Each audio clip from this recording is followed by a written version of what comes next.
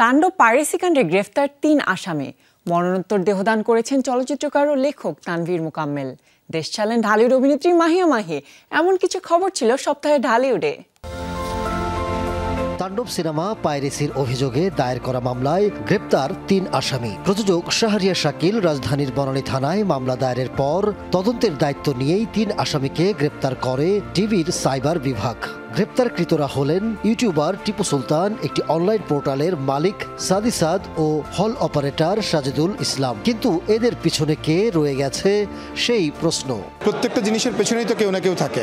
এখন এই ৩ জন যদি এই ফাইলটা আমরা মূল ফাইলটা যেটা বের হয়েছিল সেটা তো তারা কোত্থেকে পেল, তো সেটা তো তদন্ত সাপেক্ষে এবং আমি বের হবে ডেফিনেটলি।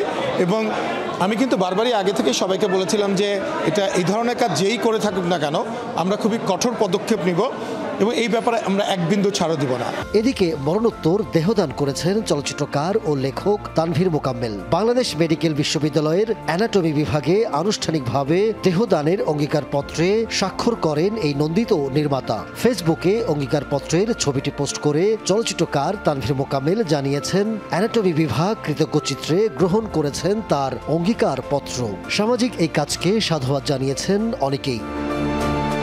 অন্যদিকে দেশ ছেড়েছেন ঢালিউড অভিনেত্রী মাহিয়া মাহি। তবে কি উদ্দেশ্যে গেছেন সে ব্যাপারে স্পষ্ট করে বলেননি কিছুই। যাত্রাকালে তোলা বেশ কয়েকটি ছবি নিউ ইয়র্কে পৌঁছে ফেসবুকে পোস্ট করেন মাহি। সেখানে তিনি লিখেছেন, ঠিক আছে, ধন্যবাদ, বিদায়, চেক ইন দেন নিউ ইয়র্ক, যুক্তরাষ্ট্র।